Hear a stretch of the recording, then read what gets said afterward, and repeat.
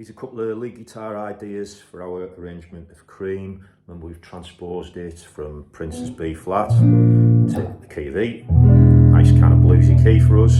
And as a lead guitar player, it's your job to create some call and response with the lead singer. Okay.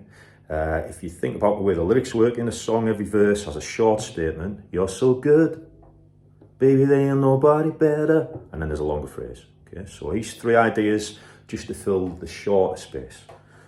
One Prince does on the records, just this little hammer on.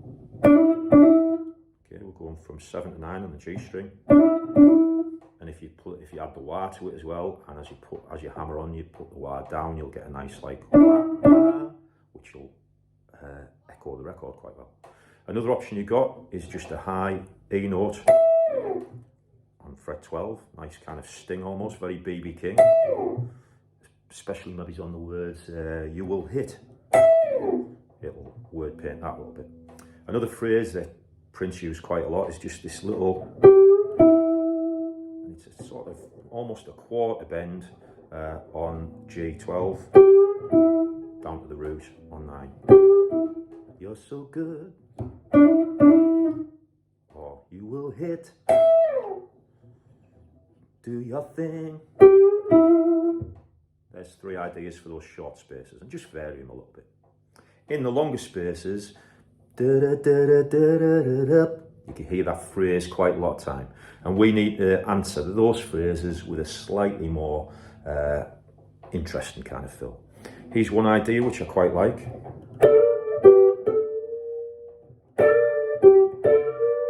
And I'm bending up, I'm double stopping, I'm keeping that pressed there, I'm bending on 14. Maybe go to a double stop, 2 notes, and then back up. Quite a tricky one. Or you could go, if you want a simpler one. Similar principle, we're now going to bend the whole tone on the B string on 15. Bend up, let it fall off. And then play 12 on the B and G after. Or you could go and play 12, 14 on the G and D string. There's a nice one Prince does on the record. It's sort of these notes. Okay, all double stops, but if instead of playing that, we actually bend up on 14 of the E and B string. And again with a wah, you just get extra kind of character. It makes it sound like the guitar's singing or talking back to the lead singer. So that's a nice one. Okay. This is a nice phrase I use a lot in solos where we start on the B. We start on the 6th of the scale. That's a nice kind of bit B.B. Kingish as well. We're on 14 of the B string, 12 of the G, 14 of the D, and then falling down to 11 of the D, which is also the 6th. It's kind of quite a nice kind of jazzy type one. And sometimes even just a simple bluesy kind of riff might be good there.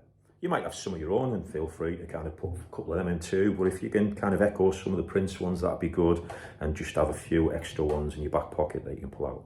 There's one final riff I want to show you. We're going to do a double chorus at the end where we'll go, we'll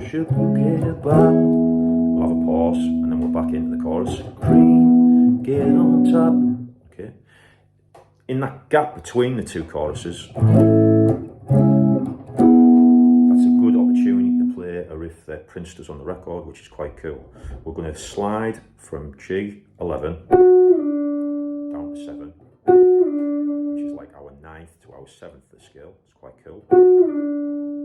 Then we're going to play these notes. And it's better with, you could play with 2 fingers, make it easier, but it sort of sounds nicer with the slides. And again with a wah, it'll give it extra character. So all together it'll go 2, 3, 4. And that'll kind of, as you finish that phrase, we'll be back in on the next chorus.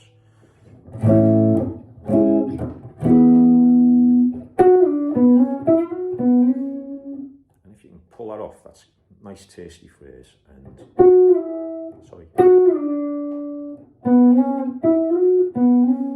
lots of notes on the D and G string around 9/11 there. Even perhaps just hit it once and let the string do the work. Hopefully there's a few things to add to your repertoire.